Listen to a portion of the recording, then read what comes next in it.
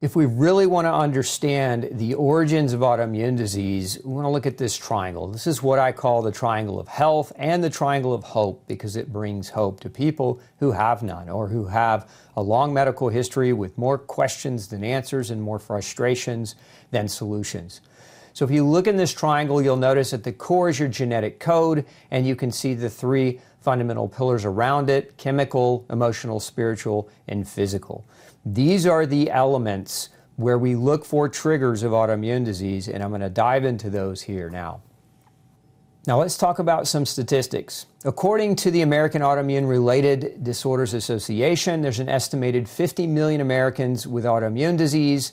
Now let's think about that in terms of cancer and heart disease. Only 9 million have cancer and only 22 million have heart disease. So autoimmune disease trumps both cancer and heart disease combined. It is alarmingly going up in the last 40 to 50 years. Autoimmune disease is the #1 cause of death in women under the age of 65. We also know there are more than 100 forms of autoimmune disease that have been discovered. Symptoms cross many specialties, can affect all body organs. Medical education provides minimal learning about autoimmune disease. We know that specialists are generally unaware of interrelationships among the different autoimmune conditions.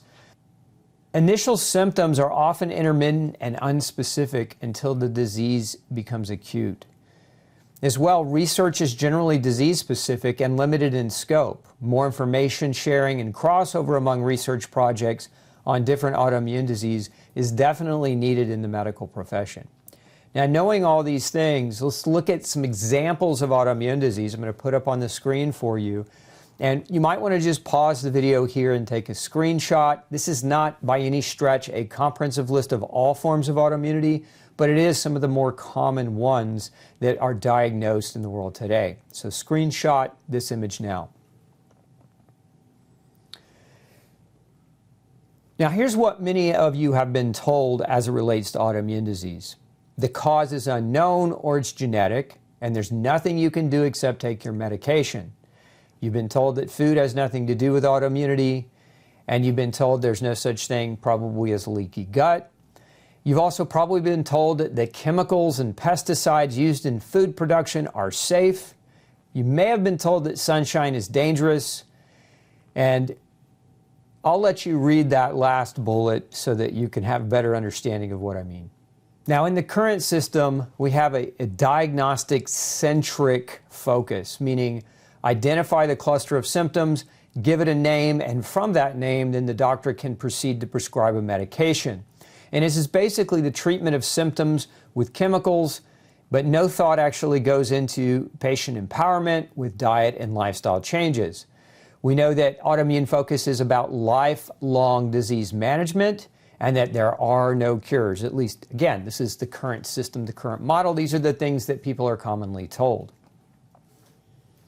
We also know that the problem is getting worse. If you look at this diagram, you can see an epidemic rise of autoimmune disease since the 1950s. And there are a number of reasons why this has happened. We have been exposed to many things, and we'll go through those things as we go through this presentation. Now, I thought it was interesting that Time magazine published this on their cover a number of years ago: why your DNA isn't your destiny. And I use this as a means to give you hope, because a lot of you have been told your autoimmune condition is in your genes, it's part of your family history, there's nothing you can do about it, but nothing can be further from the truth. So I want to share with you 4 fundamental beliefs that you need to train your brain to go down these roads. Now, so number 1 is this: your body can heal. Chronic inflammatory and autoimmune conditions aren't life sentences. With the right guidance and support, you can reclaim your health. I've been in practice for over 20 years, and I've seen more than 10,000 people get better. The second, genes are a gift from God, not a curse. Your genes aren't bad. They're not making a mistake. They're responding to your behaviors. So you're not bound by your genetics. Your daily choices, how you eat, move, rest, and think, determine whether your genes express illness or vitality. Number 3, drugs don't create health. Medications can play a role, but they don't fix the root causes. Real health is built through nutrition, movement, restorative sleep, stress mastery, and a deep sense of spiritual purpose. And number 4, you are in control. With the right education, you can make informed decisions that transform your life. We're here to equip you because when you understand how your body works, everything changes. Okay, let's dive into the non-negotiables and fundamentals of health. If you're going to recover from autoimmune disease, these 6 factors are things you have to understand, because recovery from illness is not a passive process, meaning you can't just take something or allow a doctor to give you a treatment, those are passive, and you do nothing and expect recovery. If you want recovery, you have to take an active role. These 6 things are fundamental. They're not negotiable. You have to embark upon learning about these 6 if you truly, really want a recovery. So let's dive into them. Number 1, nourish with real food. Fill your plate with unprocessed, nutrient-dense foods grown by nature, not manufactured in a lab. Whole fruits, vegetables, responsibly raised proteins, and healthy fats give your cells the raw materials they need to thrive. Number 2, prioritize restorative sleep. Deep, consistent sleep is when your body repairs and heals. Aim for 7 to 9 uninterrupted hours in a cool, dark room to wake up restored and resilient. Number 3, soak up healing sunshine. Regular, sensible sun exposure ignites natural vitamin D production, boosts mood, increases energy production, and supports immune strength. Even a short daily dose of morning or late afternoon light can work wonders. Number 4, move every day. Human bodies are engineered for motion. Whether it's walking, lifting, stretching, or dancing, consistent activity keeps muscles strong, joints supple, and metabolism humming. The old adage goes, use it or lose it. If you want to know more about this, check out my crash course on Muscles as Medicine. Number 5, hydrate with pure water. Roughly 70% of your body is water. Drinking clean, mineral-rich water throughout the day powers detoxification, digestion, and cognition. Make water your primary beverage. And number 6, breathe clean air. Fresh, pollutant-free air feeds every cell with life-giving oxygen. Whenever possible, open windows, spend time outdoors, and purify indoor air to reduce the burden of toxins on your lungs and your health. Again, these 6 fundamentals aren't negotiable, not because I say so, but because they're tried and true. These 6 things have been the core health guidance for thousands of years, and if you really want restorative health, you have to take an active role by mastering these 6 areas. Now let's dive into triggers. I want you to look at this screen. I've put this together. This is a complex chart of all the different common triggers that we see clinically where people develop autoimmune processes. Going from left to right, you can see in that middle section, nutrient insufficiency is number 1, meaning you don't have enough vitamins and minerals to help your body heal and repair or maintain itself. Number 2 on that list, microbial imbalances. This has to do with bacteria, yeast, viruses, parasites, microorganisms that can shift your body's metabolism into a chronic inflammatory state. These things can be measured. The third thing you see is gluten sensitivity, and gluten has a special place in this diagram, and here's why. Gluten is the number 1 most scientifically studied and most scientifically agreed upon cause for autoimmune disease. The classic example is celiac disease. We know gluten causes celiac disease, but we also know gluten contributes to and causes other forms of autoimmunity. So it gets its special place in this diagram. Now, next to gluten, you'll see food and chemical sensitivities. People can become or acquire allergic responses or sensitivities to many foods. So although gluten is one element, other foods can play a role in this as well, and those things can be tested for.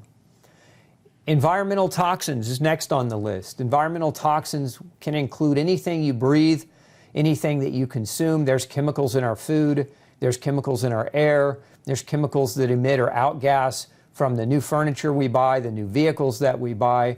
We're exposed to things like heavy metals in our foods. We're exposed to heavy metals as well from environmental sources. So chemical toxins play a major role, and you can measure them. Like, the key thing with this diagram as you're looking at it is every trigger in that top row can be measured so that you can be empowered to understand what your triggers are. Next on the list, gut integrity and dysbiosis. This has to do with whether or not your gut is leaking or is permeable. If you have a leaky gut, otherwise known as intestinal permeability, then the contents of your diet go directly into your bloodstream and can create havoc on your liver and create systemic inflammation that drives the process of autoimmunity. Then you can see physical issues. We can't dismiss the physical frame. Human activity, human exercise, the frame itself. Muscle is an endocrine organ and emits different chemicals that regulate inflammation and regulate organ function. And so if you are a sedentary person, don't have good activity, this is going to be the part that plagues you. But the physical issues is very, very important, and it's most often it's one of the areas that gets completely ignored.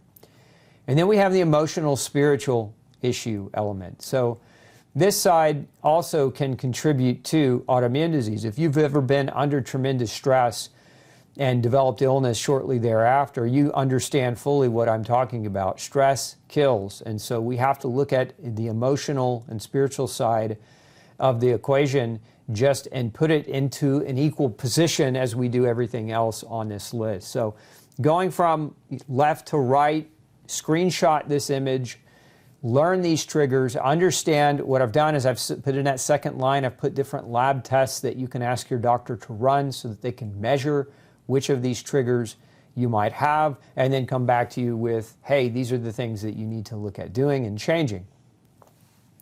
So again, this diagram is autoimmune disease at the top, what to investigate. That top row from left to right are the fundamental triggers of autoimmune disease.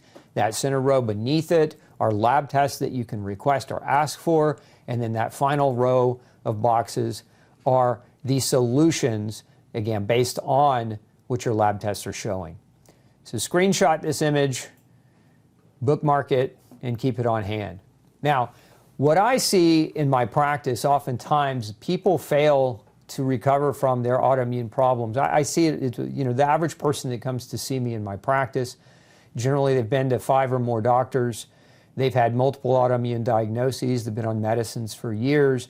And the reason they're not getting any better, many of them have tried to change their diet. Many of them have tried to exercise and get sunshine. Many of them have tried to do these fundamental things, but they're missing key elements. And when you're missing key elements, we call this piecemealing, right? It's when you do one thing that could be helpful, but we have to remember that autoimmune disease it's not a smoking bullet. There's no one fix. It's multifactorial. It's why you need to address all of these things as close to simultaneous as you can, because if you don't, if you have 8 or 9 different triggers and only address 2, you're not really going to be comprehensive in your approach, and you're going to meet with resistance and failure. So I encourage any of you who have already tried doing it yourself at home, where you've tried changing your diet and then that didn't work, and then you tried exercise and then that didn't work, and you made sure you were getting sleep, but in and of itself that didn't work. You've got to put it all together, and that's what this series is about. Health happens when your genes are happy, and your genes are happy when you surround them or bathe them in an environment that's conducive to their healthy expression. So keep it in mind, again, your genes are not a curse. Your genes aren't bad. They're not wrong.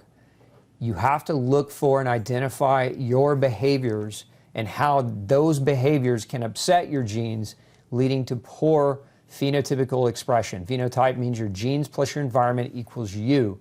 And we want that to be a smile, health, happiness, as opposed to illness.